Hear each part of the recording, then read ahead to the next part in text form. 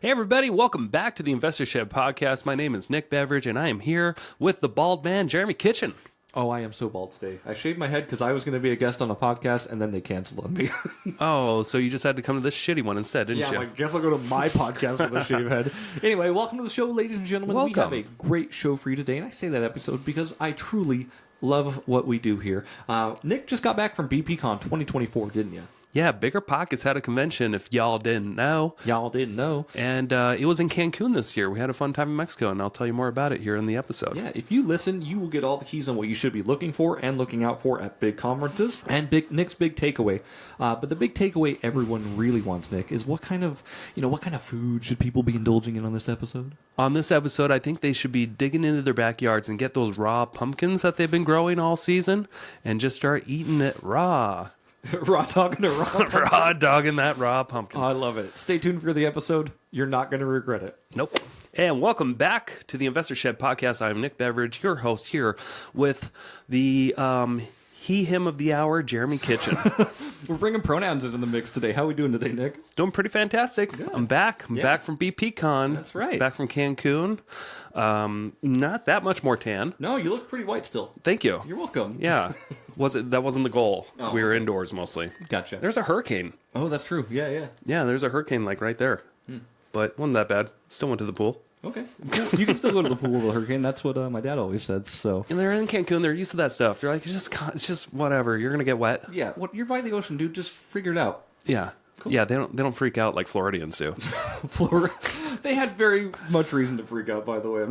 Right. Oh, because of all the chaos and flooding. That would be one thing I think people are freaking out about. I mean, at least it's a change of pace, right?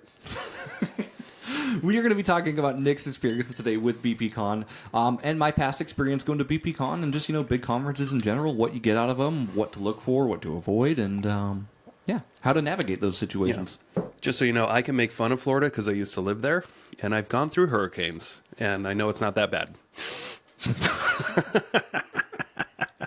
I mean, people play. Yeah, okay, it screws up your life for like a couple of weeks. You're like, we're out of power. This is annoying, and like all the food's bad. But it's just like, dude, you're gonna live unless you're out driving during the hurricane. Then you're gonna die. That's about it. I think this last good luck, one was everybody. a completely different ball game than what you've ever seen. But No, I know it's a little bit more funny. Yeah, but anyway, Cancun. Yeah. Went to BiggerPockets Con. You did not go, but you went the year or two before that, right? Yeah, I think I went in 22. So yeah, 2 years ago. Where was yours? It's a good question. It was California? in San Diego. San Diego. Okay, Yeah. cool. Mm-hmm. And then I think last year was Orlando, and next year is going to be in Vegas. Mm-hmm. So, Jeremy, do you remember what BiggerPockets Con was like for you? Yeah, I remember. So obviously I went back in 2022. This is when I still am a newer investor to my experience, but like this is when I was pretty fresh off the boat. Okay. And I was just getting conferences in, and I was getting, sucked full of knowledge. First, I went to the BP RookieCon the year before, I think. That was okay. a good one. Okay, so you've been to a couple of these conventions. So the RookieCon was a little bit more intimate. There wasn't as many people, and then you get sucked into BPCon. I say sucked in, but it was a really good time. Honestly, it was just a lot to take in for a person going by themselves without really a clue of what they're trying to do. Yeah, that's a really good point. Mm-hmm. Like if you don't really have a clear agenda, then you just have this big old agenda and you just jump in and see what feels right. Right. And that's kind of what happened with that. Like, so, I was excited about investing. I still very much am. Mm-hmm. But then when you go, you're just like, I'm excited about all these other things. And the reality is you should be only taking advantage of one or two of these strategies. But I was like, oh, you can do this, and you can do this, and you can do this. And eventually that just kind of leads to you spinning your wheels for a while. It certainly does. Yeah. Yeah, with a lot of people. You're not alone in that. Yeah. Yeah, I've totally noticed that. If you jump to all these different types of industries within real estate that you can get into and just learn about this and this and this, I mean, most of the time people get super motivated by the end of that hour little breaking session. They're like, man, I just want to focus on this, and I'm going to sign up for their boot camp because that's because everyone has one. Really cool. They're clearly successful. I want to do that, right? And it's easy to get caught into that. And if you haven't gone to one of these, it's something you should be completely aware of. Like BPCon and a lot of these real estate conferences and stuff, like that, they aren't put on purely just to educate you. They are there to sell you a bunch of shit. Sure. So keep that in mind. Keep it in don't get caught off guard when a speaker does a presentation on a certain topic, and then after an hour they're like, "So you guys aren't experts in it, but I am. But if you want to join this, I've got a boot camp, and it's only $500, or it's 5,000, or it's 50,000, or whatever it is." Yeah. They get you to scan a QR code is like what they all do, and then you'll learn about it later, and you can meet them in person and just kind of join like a mastermind.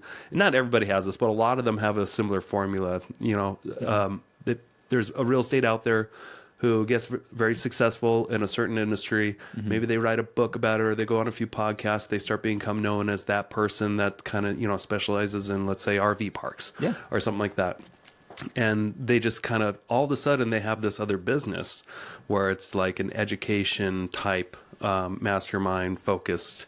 They had their other business, but it's like, ooh, this is, we're getting a lot of attention. Yep. And this ultimate side hustle for a real estate investor, influencer guru, is to have some sort of a community that they charge money for people to join. Yeah. So just know that going in, don't get caught off guard. As long as you can anticipate this stuff, you can still work around it. Sure. You don't need to join every mastermind. Yeah. But it's not a bad idea to join one or two if it's something that you really want to get into. But just don't make a decision overnight, because there's real estate is so complex and there's so many different strategies. I would just recommend taking your time to learn what interests you, and then practice what interests you if you can get into something with low risk. Yeah. But just be aware of the masterminds, man. They're out there. They're like crocodiles. They will get you. And a lot of these events, like they're going to pitch like that we're not selling you anything, and for the most part, they're right. Like, they're not selling you to stay and be engaged in this class for an hour, but like you said, most of them do have a QR code. Yep. Or like, hey, if you want to learn more about my systems, or you want to learn more about the way I do things, like you can do. This isn't sponsored by the event, and we can talk after, kind of thing. Yeah, totally. So yeah, just something wanted to throw out right away. Just be aware of what the whole purpose of the event is. Sure. The event is there not just to sell you a ticket to go to the event, but that's just the start of you opening your wallet for them. Most of these people, and then they usually have a big expo center, which is a bunch of sponsors and other people that are related to the industry that can help, with your products or services, and sell you softwares and all that kind of stuff. The cool thing about like an expo is usually they have free swag. Oh yeah, at every table. Get your swag it's on. Nice to get your swag on if you're one of those. Yeah. Sean, my brother that I took. I bet he's got so much swag. That was his main goal in life, was to get as much swag as he could while he was there. I don't know how he fit it all in his bag. And then, he even like lost swag too. But yeah, a lot of swag. Sean loves his swag. That's something that, like, I've been on vacation with your brother, and as many shark tooth necklaces as he gets, like, he loves his swag. Dude, he went in on the plane trip down there. He was like, I'm going to get some shark tooth necklaces. He's like, I'm going to get like 6 of them. And your wife's not here to stop you. I know. That's so good. I love Sean. He's good guy. Yeah, very good.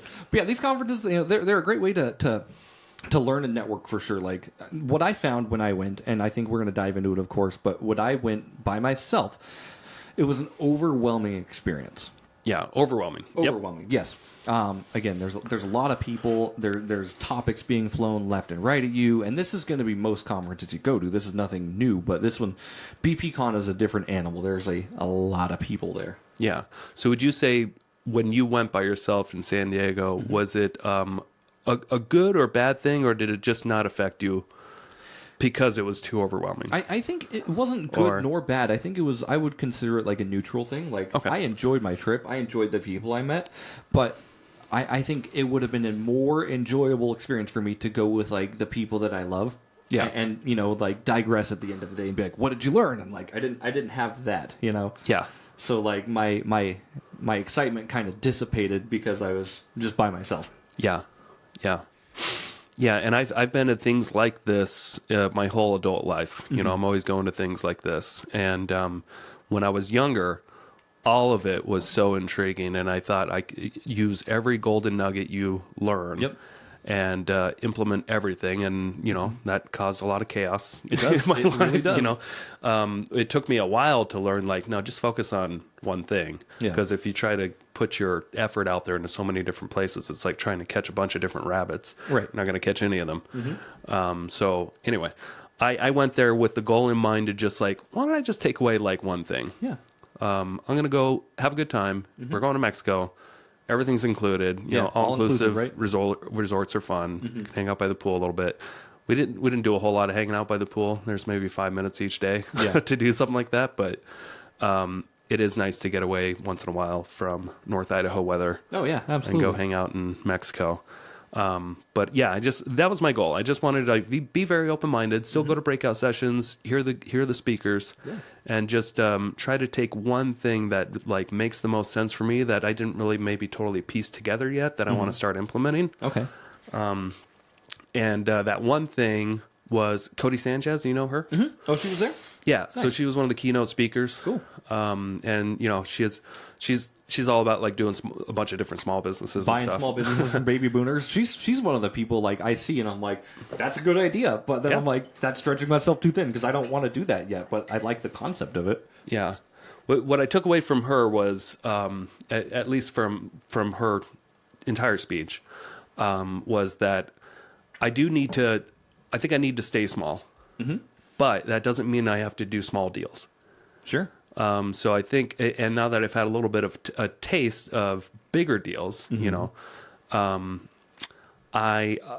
can use that experience that I have and just focus on bigger deals whilst remaining a smaller operation. Sure. And that's something that I took away as like, yeah, I don't have to do as many. I don't have to sell 100 homes a year. Right. To have the same success as I would if I sold, maybe 10 or so, and then did like one or two bigger deals that it requires the same amount of effort, pretty much, as the smaller deals, but they just produce a bigger result. Right. And you have less competition for these types of deals. Most people don't have the balls to go into something a little bit risky. Yeah. I think I've developed that skill now where I can adjust. I can really get a good sense of like if I were to do a couple of the deals again of what I've already done, and I can make it even more economical by like, let's say for instance, this development deal. Sure. It was a 5-acre piece that we got into a couple of years ago. Bought it for $750,000. Is your blue spruce one? Yeah, Okay. Blue Spruce Meadows in Post Falls. We bought it for $750,000. I was able to raise some money for my end of things. And then I put a lot of my own cash into it over a couple of years. We developed it into 38 twin home lots.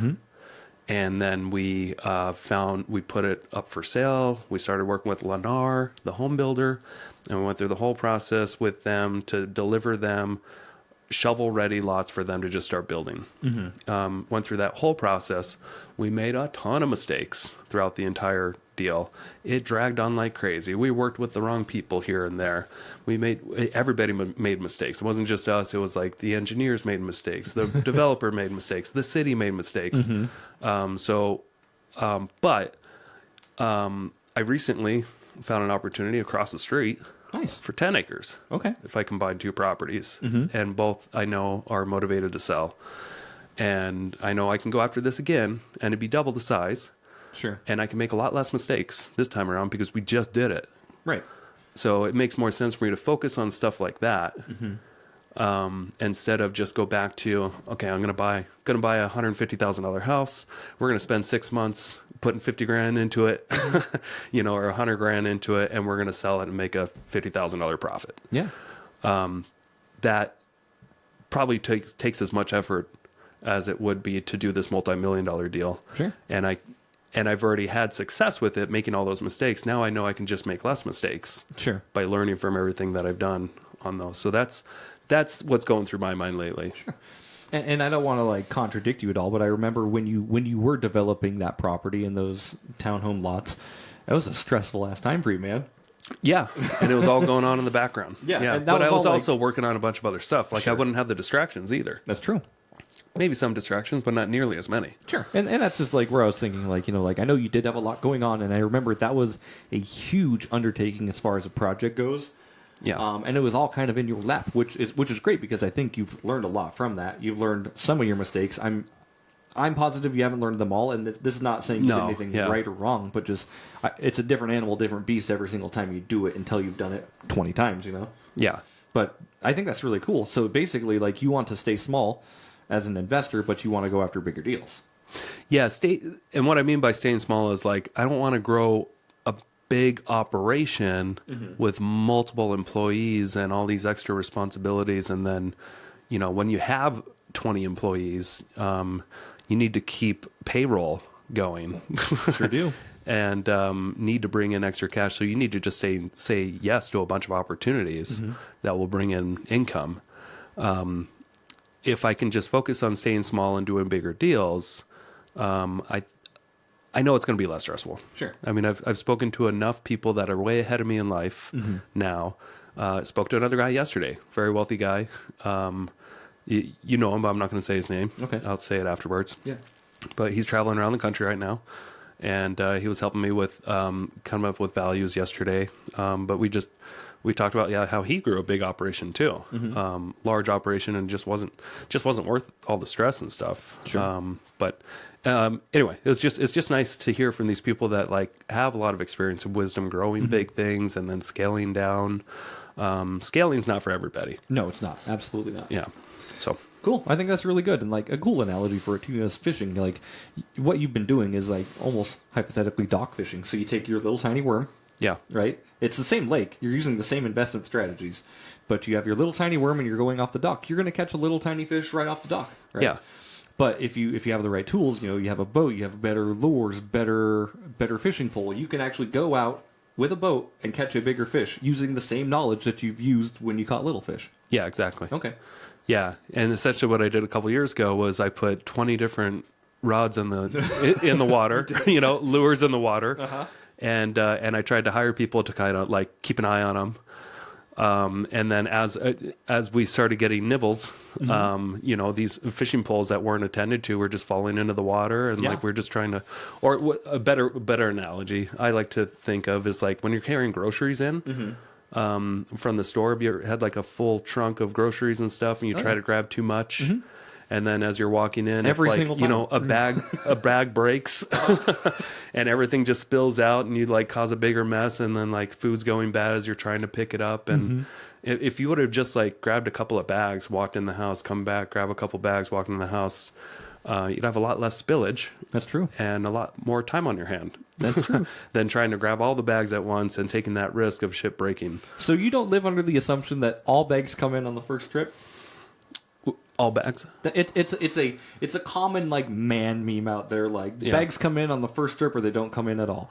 Yeah, no, I used to. Like, we load up our arms as much as we can and bring it in. Yeah, no, the reason I use that analogy is because I've caught myself so many times in the past where I do try to grab too many bags, and I don't think they're meant to hold, too much weight sometimes. Sure. And when you have too many in your hands and like one bag starts like, because they're plastic, they'll start like bending and breaking, but you don't have a third hand to grab that. Right. If you just have a couple and like one bag starts breaking, just kind of like you have another hand and you can just walk up. But like if you have your hands full of stuff and you're walking and then something's starting to slip, that's true, like it can all go to hell. And that's happened to me. It sounds stupid, but like in the driveway I've had multiple times where the salsa breaks. The one thing that shouldn't break does break, of course, too, right? Yeah, the glass jar breaks and just everything becomes a mess. And instead of coming from the car into the house where it should take it should have taken 3 minutes, 4 minutes, sometimes you just want to cut it down to like 30 seconds because you're going to grab all these bags and go in the house. Right. And then it becomes a 30-minute project because you're cleaning. your sidewalk or you're cleaning your driveway, of all the salsa mess or the eggs that fell, that kind of stuff. That's a good analogy for it too, right? But that's exactly what happened in 2020, 2021 through 2023 for me, is I had way too many bags in my hands, and then some things started slipping when I didn't have the ability to catch it. Yeah. And then it all started crashing. Yeah. And so good things became bad things. Yeah. Yeah. That's a really good analogy, and I think you're making a good move. Like if you can take away one thing, I think that's a really good takeaway for BPCon. Yeah. Like work smarter, not harder, almost really. Yeah. Work smarter, not harder. I mean, that's that's cliche, but it's totally true. Yeah. But sometimes you have to work hard to know what smart is. That's true. Yeah, you have to figure out how to get smart first, I think. Yeah. So I don't think you can get away from hard work completely. Yeah. You got to put in the hard work to know what is smart. Sure.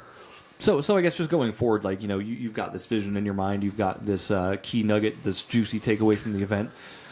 Is that kind of what you're going to be imagining or envisioning you're going to be almost transitioning into? Hey, quick commercial break here. Thank you so much for listening to this podcast. I really do appreciate it. If you want to give back, let me help you buy a house, or I can help you sell a house. It's the only way I make money when I'm not investing in real estate. I don't make money on this podcast or the events I do, but I do make money only when I help people buy and sell houses. So if you're looking for your next investment and you're here in North Idaho, I want to help you personally. If you are not in North Idaho, I can still help you out. I have a vast network of referral partners all across the country, and I can find the right real estate investor savvy agent for you so you don't have to. It doesn't cost you a thing. Thank you for your support. Back to the show. Like bigger deals, smaller... Yeah. effort? Yeah? Yeah, I think, I mean, we'll see what happens. Sure. But I know that I was able to prioritize a little bit better when I came home, because I have, if I go 3 days without really responding to calls and stuff like quickly, I will get, 20 different opportunities probably of things that I should be following up on. And for the last 15 years, I haven't really prioritized those opportunities based off how much money they could make. Sure. Or I just want to, and sometimes I'll just do the smaller ones just to get them off the plate quicker. Yeah. And then you save the big juicy money ones until they go bad, and you never even attempt to go after them, because like you just want to knock out a few things that are quicker first. Yeah, absolutely. But sometimes you just have to, like, yesterday morning, the first thing I did was I set aside a couple of hours for due diligence on this property that I'm sure everybody's putting on the back burner, including myself. I learned about it last week. I got re-inspired to like just focus on those big ones, but you got to put some time into them. It's easy to look at like all the ones that maybe you can respond to quicker. Sure. But that's what I got out of it. It was like prioritize the bigger deals that you already have experience in. Yeah. Yeah. I think that's a good analogy for that. And I mean, I've got a to-do list too. I've got some hulking behemoths in the background that I'm like, you're kind of scary, bud. Yeah. No, exactly. And you don't want to touch it because it's kind of scary. Yeah. What I want to do is I want to like chop through a bunch of the base army before I get there. Yeah. I'm used to I've done a bunch of these or little deals. Yeah, I but can like do this like with my eyes closed, right? Yeah. Like that's like, going on appointments, right? Yeah. Going on taking all the quick photo shoots in Plumber and those kind of things that, when you could just focus on the mansions in Hayden or I don't know. Tell me in your business. Yeah. Does that relate? Yes and no. I mean, there's honestly, like this year, I take the business when it comes, and I've been trying not to say no to things unless it really doesn't speak to me. Okay. But with driving, there's a cost benefit on some of this stuff with really far away shoots, right? Like some of it's my big clients who I do a lot of work for. Yeah. So I want to appease that giant. Yeah. Right. Some of it is new clients willing to pay me a hefty drive charge. So I want to appease that client too. Yeah. Some of it's like, I just don't have time to do it, or there's probably a better person for the job. Okay. And who is that better person? Someone that's not me that has the time. Can you bring on an apprentice yet? Is it time for that? That's a good question. I don't know. I enjoy being in my business right now. Yeah. Okay. I'm enjoying being the guy. Okay. I think I'm going to enjoy being it for at least a couple of years. and then we'll see what happens from there. But the plan is to set up, again, my solo 401k and funnel the shit out of retirement money into that. And then once I get a good traction going on that, maybe I'll pass the keys off to someone else. I thought, have you not set it up already? Not yet. Oh, okay. What's stopping you? Right now, I'm nothing really. Income? Oh, okay. So you need to contribute to it to set it up first? Yeah. Is it set up? It's not set up. But you have another IRA account, I've got an right? IRA. Yep, I got an IRA, not a 401k. But I've got plenty of money in the business. It's just we are getting into the slow point of the season right now, so I'm holding out until beginning of the year. Yeah, and then I can set it all up, make my contributions, and like get my good game plan at the beginning of the year. There's a lot of rules and stuff when an employer can contribute to a 401k and when an employee can. And I think I'm past the employer deadlines, which is what I want to contribute this year. Okay. So I'm set, but I just want to fire when ready. Right on. Yeah. Right on, brother. Right on, brother. Prof, Yeah. for those that don't know. But yeah, no, BPCon is always a good thing. And any kind of conference you go to, like Nick said, it's going to be... Everyone has a motive for getting you in that door. And usually the motive is to sell you something or get you into their program or at least get you signed up for next year's event. Yeah. And sometimes you got to you come across amazing opportunities that maybe might throw off your entire plans, and you just got to have the courage to say no. I know I had this opportunity, and it's super tempting to change brokerages again. No, I'm just kidding. But I'm sure a lot of people out there might know David Green. So him and I had a conversation. He's leaving Keller Williams. Wow. Yeah, he's leaving Keller Williams. Does Keller know that? They're catching we're live on now, and we're. Yeah. So I think they kind of know. Okay. They kind of know. He said he's trying to transition emails right now because they're still keeping it active. But so he's starting up his own brokerage, first in the state of California, and he wants to do a nationwide deal. And he thought I would be perfect for his Idaho broker. Nice. Start the first Idaho brokerage for David Green, and kind of be in that world of those kind of influencers. We can the talent that we bring on, you're coaching them on real estate investments, and we're part of this David Green mastermind, and he would be the guy in charge of it all somewhat. Anyway, sounds great. Be on our podcast? I don't know, the guy's busy. But what I took from that was that he does have a lot of fires going on. He's great at leveraging, great at making money.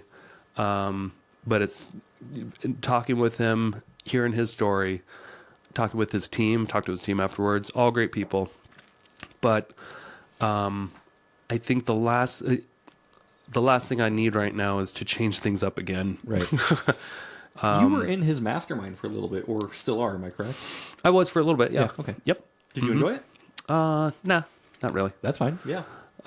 It wasn't really for me. It was pretty elementary. Yeah. I enjoy being a part of things where I learn something completely new, or can make friends or something with people that are above me. But that was all for just my experience. Sure. It was all very green. David Green. Yeah. Which just something that not a bad program, but not a bad program. But I was already when I joined it, I had already made millions and had multiple rentals. Yeah. Started losing millions, and it just the people that they want you to be in these circles. Sure. They were all very new. Sure. Very, very new. And it's really hard for you to level up when you're at the top of the food chain, if that makes sense. Yeah, and I don't want to be that, Right. I wanted to be a part of a mastermind where these people are all at another level. That's how you which grow. they're out there. Yeah. Yeah. That's how that was growth it. happens, by being around I people. didn't think it was a bad mastermind. Just not for me. Sure. Yeah. Okay. Have you been a part of a mastermind at all? No, I haven't been part of a mastermind, but I get the appeal sometimes. But just talking about BPCon and conferences and masterminds in general, they pop up a lot. And I think you're right for what people should be looking for. They should be looking for a community, So friendship, camaraderie, things like that. People who they can be around who will help them achieve another level. That's very important, right? Yeah. Because I mean, if you have a mastermind, and again, you're the smartest person in the room, it's a mastermind for everyone else. Yeah, that's a good point. Yeah. And you've always told me, like, be the dumbest guy in the room. Yeah, and usually I do a great job love of that. Like that's my favorite thing, and that's why I feel like I learn very fast. Yep. Because I'm in rooms with people doing things at a very high caliber. Yeah, and that's what I strive for. I strive for finding those rooms or creating those rooms, bringing on talent that is above me in certain ways. So yeah, I'm all about that, bro. Yeah. Yeah. Okay. Right on, brother. Right on, brother. So no, yeah, you went to BPCon this year. It was a cool party down in Cancun. Yeah. It was a huge resort. Now, what I noticed when I went to BPCon in 2022 is, right when the event was done, like closing remarks, they're like, but wait, if you sign up right now, you get to go to the next year event. Yeah. They put that QR code on the screen and everything? Yeah, I think so. I don't know. We I announced walked it right away. here? Okay. You plan on going next year? Probably not. Probably not. Yeah. Yeah. I don't want to go to these kind of things where you have to travel too much because I already take quite a bit of trips. So I got to limit this kind of stuff. I'll probably go maybe 2026. Sure. Yeah. Maybe. And again, it's not a bad event. I Yeah. thought it was great, but just it's something that, like, so mostly when we do business, like the people I'm doing business with are on a local level. Right. On a baseline hypothesis, right? A lot of these people at the BPCons are national, which is nothing wrong with that. But just figure out exactly who you want to do business with, what you want to do, and what you want to accomplish. Like, do you want to grow a national team, and do you want to grow at a national level? Yeah. That event could be really good for you.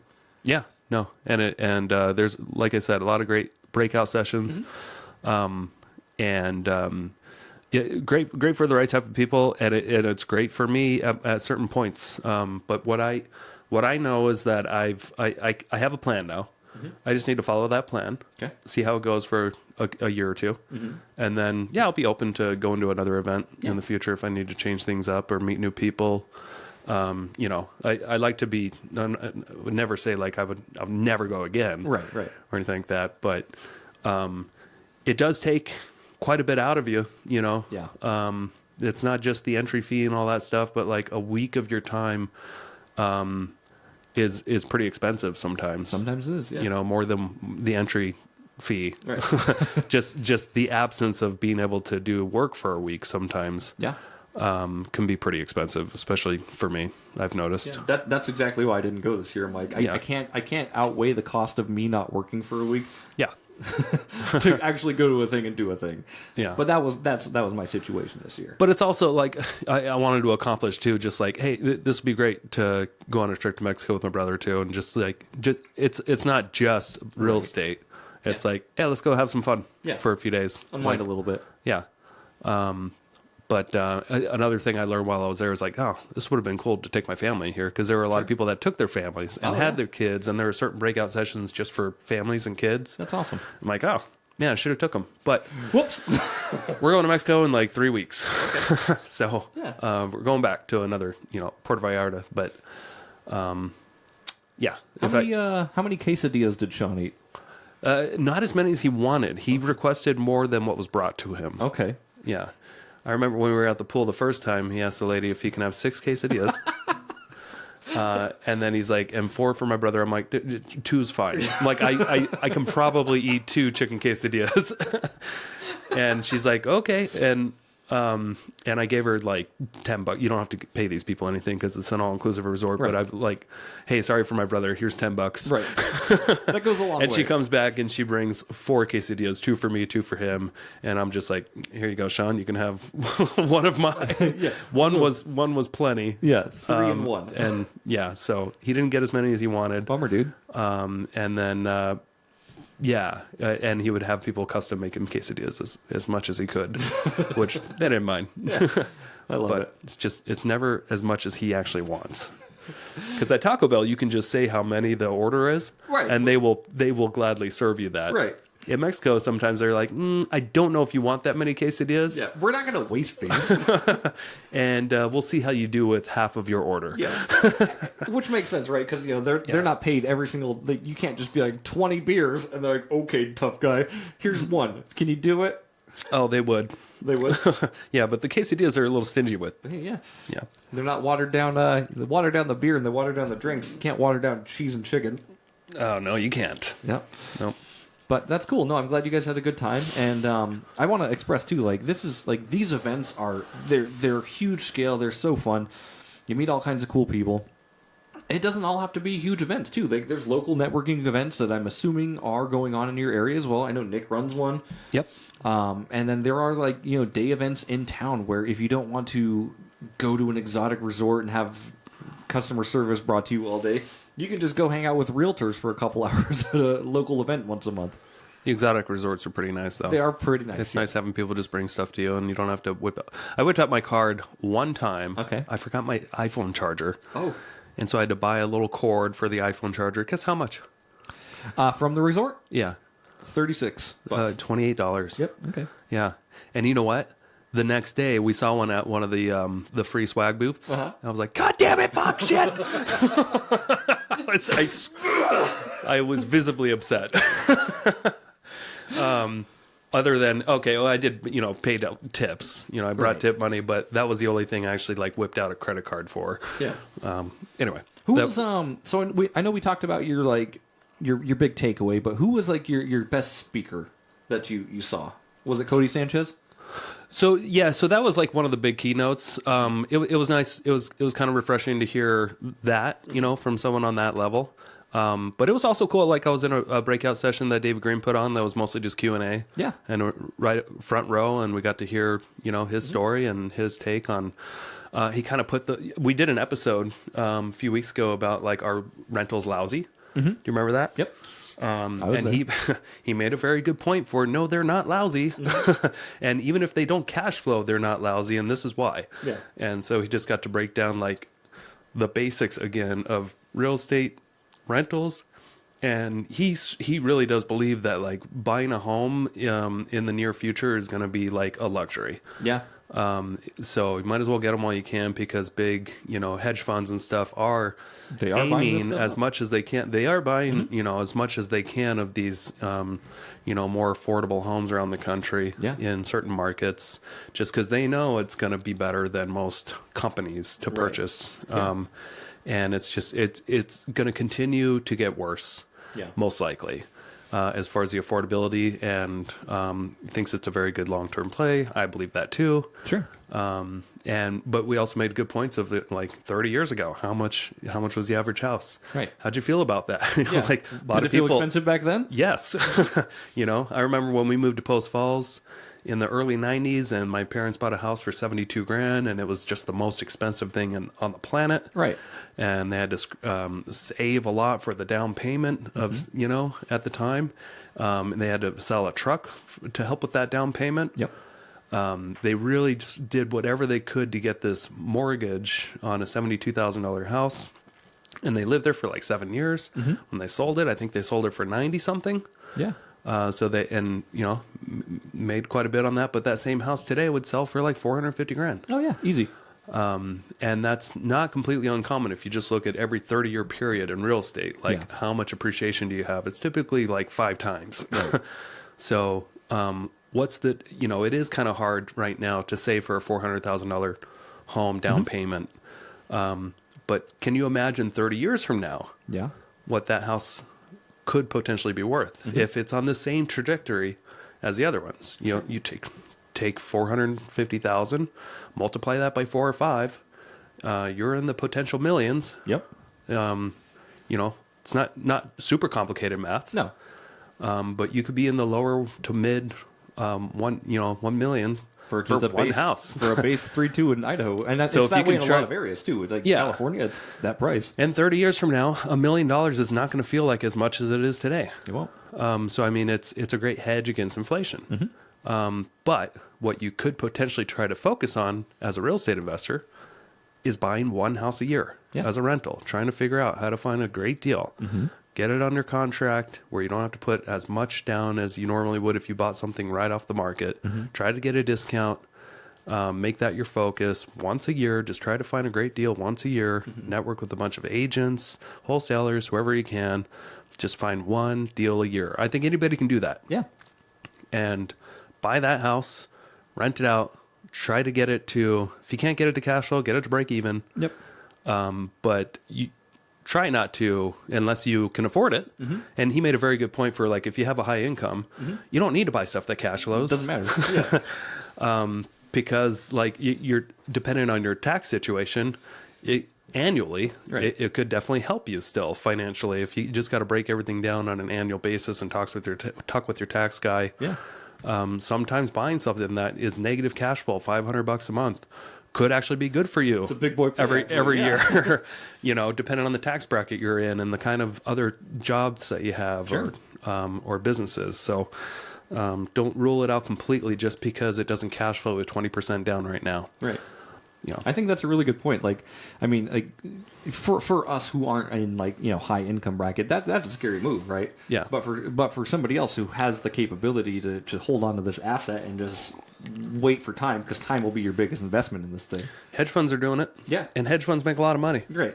Why don't you just do what people do that make a lot of money? Like, it's the only thing where you can ever like buy a thing that loses you money every month, but ends up gaining you money back on taxes. Like, Yeah. Nothing else can do that. Your car won't do that. So the trick is, again, I'm not saying lose money every month. Try to find something that doesn't lose money every month. Yeah. Because they're out there. It's possible. It's hard. Yeah. It's hard. If it was easy, everybody would be doing it. That's right. But you can find it. Just try to set your expectations. I'm just going to do one a year. Yeah.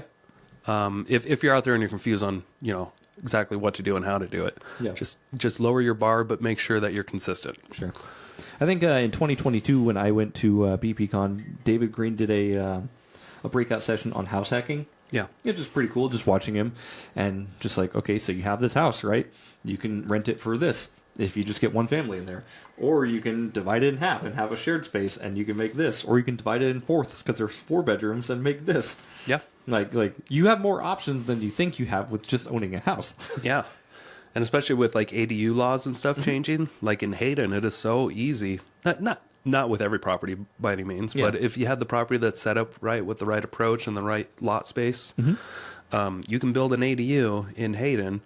And if you're dealing with all the subcontractors directly, I mean, you can build 1,000 square foot, 3-bedroom, 2-bath for like $150,000. Yeah. I'm not joking. I'm not exaggerating.